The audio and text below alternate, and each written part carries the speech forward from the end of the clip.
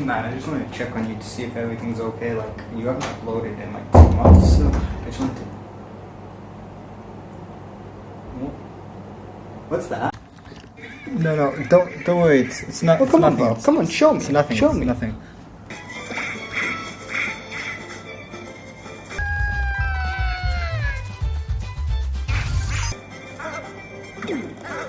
Huh.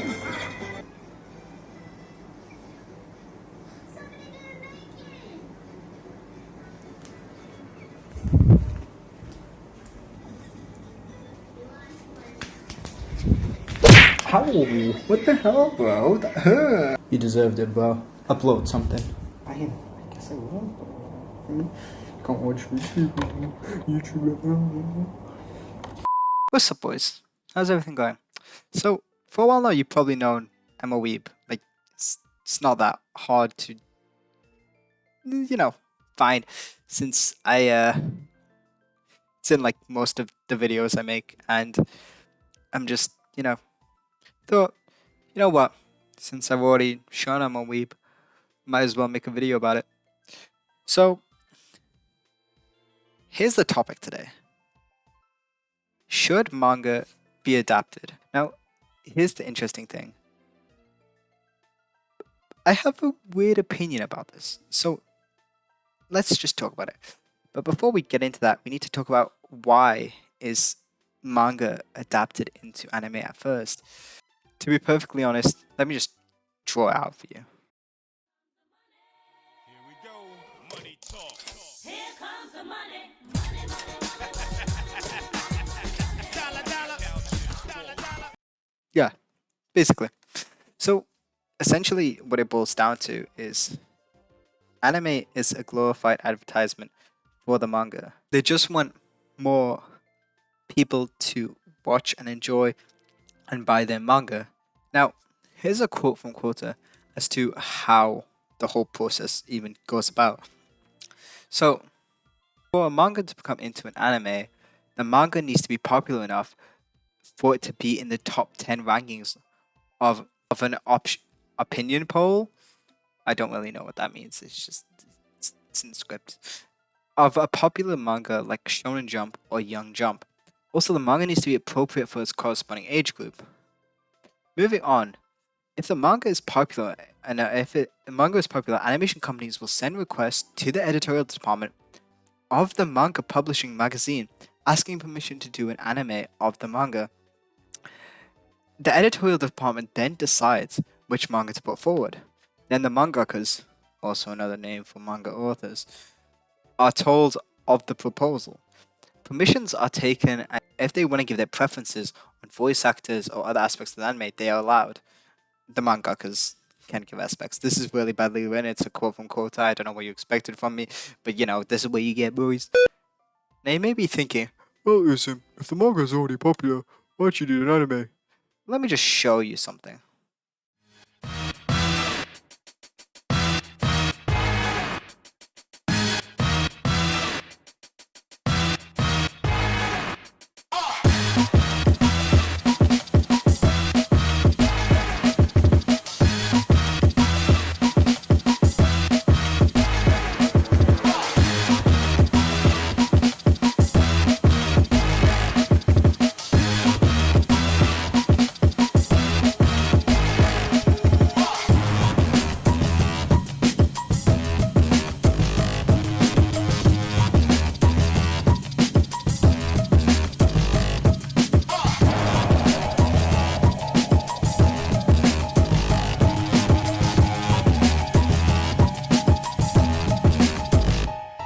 Try to wreck everything I touch, crush it in my clutch. No respect for no act, gritty game in my city, get back. I ain't broke, I hate capital, seek integrity and work. Anime can be incredible. It can expand the story, it can give everything more life. Demon Slayer is literally a perfect example of this. Like, here's the manga panel, and that's the anime. Like, it's a clear difference. They can really improve upon the manga in so many ways. Well, studios can. But that's a good adaptation. Let me talk to you about bad adaptation.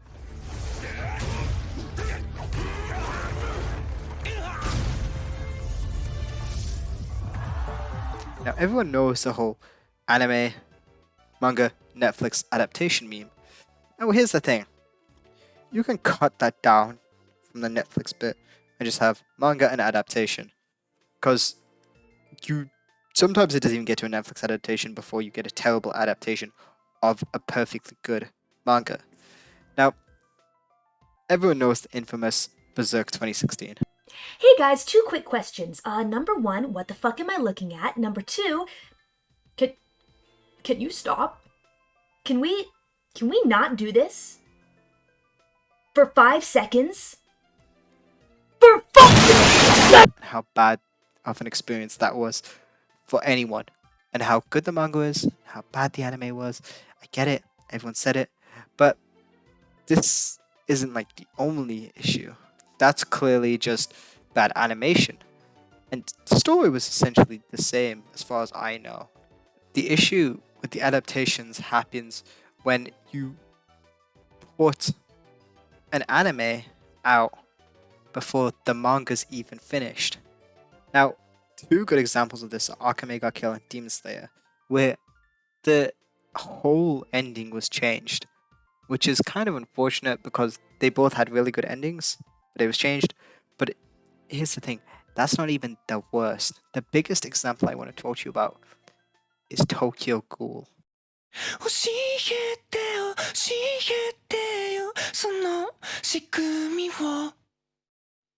僕の中に誰がいるの Now, this show, I think it boils my blood in so many ways, because this show is so good, but unfortunately, the adaptation just wasn't. So, what happened? So, if you've watched season 1, you'll see that season 1 was pretty okay. Obviously, if you've read the manga and watched the anime, you'll see that there are bits that are cut from the show. So I won't go into heavy spoilers or anything. I'm just gonna say like general things that happened.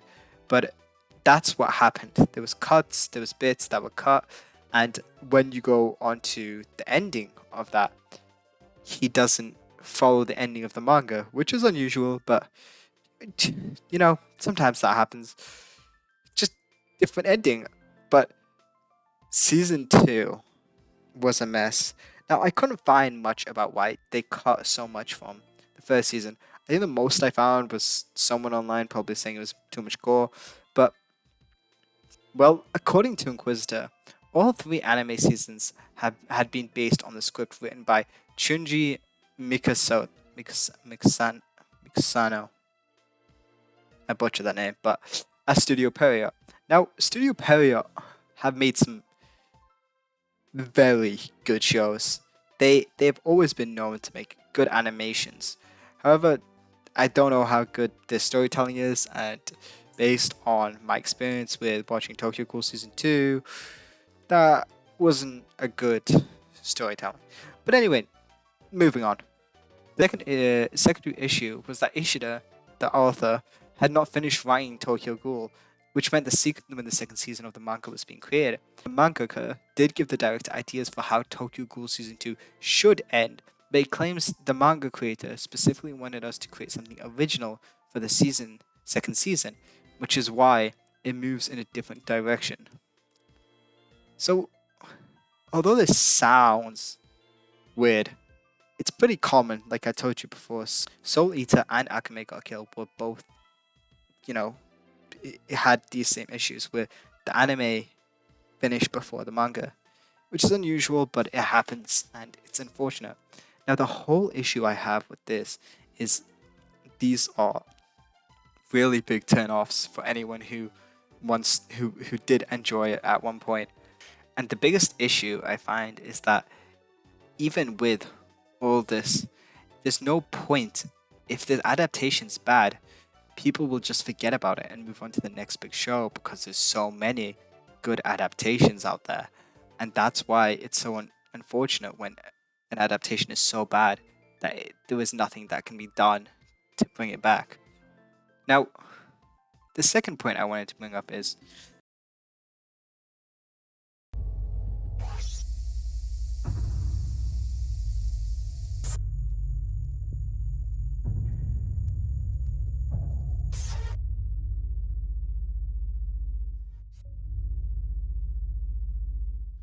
Now, you know when I said the anime is produced to sell manga? That's true. But if you go on AniList and you go onto the manga and you go onto the anime, hold on. You know what? Just to see how right my point is right now, I'm gonna go onto AniList, click on the top manga, and show you the anime compared to the manga. Now, Haikyuu, an incredible show which I've read as well as watched. Now, you see the popularity, right? That's pretty high, 52,000, right? And if I just quickly, this is the 8th highest rated all-time manga. If I just quickly go on to anime,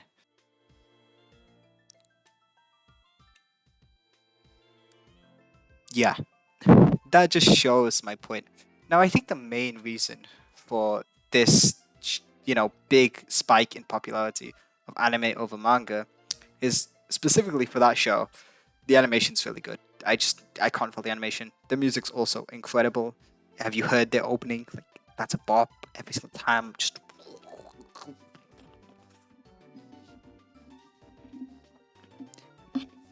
anyway, I think the main reasons for this are Netflix and TikTok. The whole reason anime has become so popular is because TikTok now exists and Netflix. Beforehand, it would be fan subs and torrenting for if you wanted to watch anime. Netflix has made it so that you click one button to open the browser, second button to search Netflix, and then you don't even have to click, but you scroll to the anime of your choice. Click play. 5 times you click, and you've watched a show. Now, before, you would have to wait for the show to be translated into a fan animation. Once it's translated into a fan animation, you'd have to then download it. And once you downloaded it, you get the gist. It's just a long process. And it didn't really help anime's popularity at the time. But now it's so easy. Now the second thing is why every 14-year-old white girl is now watching anime and how I was a loser when I was watching is TikTok. Because this normie platform has brought so many people, which I don't see as being seriously that big of a deal, to be completely honest. A lot of people have a problem with it. I don't care. You want to watch anime, watch it. It's funny Japanese cartoons. But let me just show you the impact of what this goddamn application can do.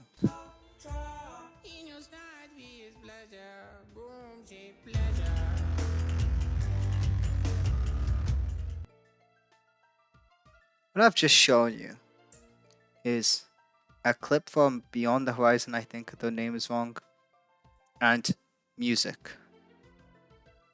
Now, when you put those two together, what do you think would happen? Oh, a couple people would be like, cool, it's a clip from an anime and music. It's basically an AMV, but in 10 seconds. 22 million views.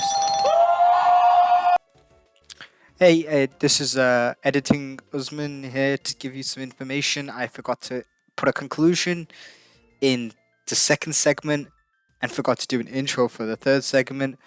So here's a bit of a scoffed. In conclusion, basically, anime is popular, and anime is the more popular format, and everyone knows it, and it's fine, and that's why they keep making more animes. But sometimes the format's better as manga. But anyway, my third segment is, now sometimes the manga doesn't really work as an anime. Now hear me out. There are 2 animes I want to talk about here. Well, 2 animes that are coming up. Blue Period is one, and Blue Lock is the second. Blue Lock is an incredible show with incredible illustrations. Now, the anime is done by 8-Bit Studios, and 8-Bit are good. They're not bad. They're a mediocre, company. They make some good animations. So I expected okay, but Blue Lock deserves mappa levels of animation, because this show, like, compared to any other show, any other manga I've ever read, this art is insane. The illustrator is so good. Now, the second show I wanted to talk about was Blue Period, because this show is so good at showing what art can be without color. It essentially, in manga form, it works so well. Like, it shows how the different colors and different things don't need to be necessarily shown, but you can imagine them through the main character's eyes. The manga wanted you to capture the art in the same way that he draws it. Now, this kind of thing is similar to how, like, books don't really work as films because imagining is better, and that's true, but anime is the more popular format. It will get out to more people, so I can see why it's been made. But there's one show which I don't really see why it's getting an anime, and that's Komi-san. No, wait, boys, what did he just say? No, I think he said he doesn't like Komi-san. He hates women? No, I don't think that's what he said. No, I get it. Don't get too angry, okay? I know. Oh, Komi-san needs an anime, and everybody's been saying that for the longest time. I've seen it all over Reddit. I've seen it all over Twitter. I get it. People like the show, but does it need an anime? Like, really? Like, it says Komi-san can't communicate. That's the whole premise of the show. Why does it need an anime? Like, it doesn't make sense to me. Logically, it doesn't make sense to me. Same with a lot of slice of life shows. Unless it's adds something that the manga didn't, like music or animation, then I can definitely see it getting a show. Like Your Lie in April, K-On! Are two really good examples of shows that in manga form don't work as well as they do in anime, because music is the biggest, like, factor. But Komi-san doesn't even speak. She doesn't even really need a voice actor, although she has one. And the animation isn't, like, it's not bad, but it doesn't add anything to what the manga already has. So I don't really see a point in it. I get it, it's a hot take, everyone's gonna get angry, just chill, I get it. But I don't see a point in Komi-san getting an anime. Manga I wanted to really talk about was Oyasumi Pan. Now, this manga is so good at conveying a certain feeling which couldn't really be represented in anime, and I think the author knew this, because when he was offered an anime, he just straight up said no, which is the most Chad move I've ever seen. But yeah, it's just so good. And I would love to tell you how good of a show it is, but the best thing to do is, if you're interested, go read it. It's better to read it blind, to go in with nothing, and you'll understand what I mean by a show that really can't be made into an anime. In conclusion, it's fine if you want to watch anime. It's fine if you want to read manga. I don't really care. Just sometimes format works better in one or the other. But yeah, it's like, do what you want, bro. I just made this video because I wanted to talk about anime, and I was away for a long time, so I just thought this is a good new video to do. Yeah, this took a long time to record. Watch it if you want.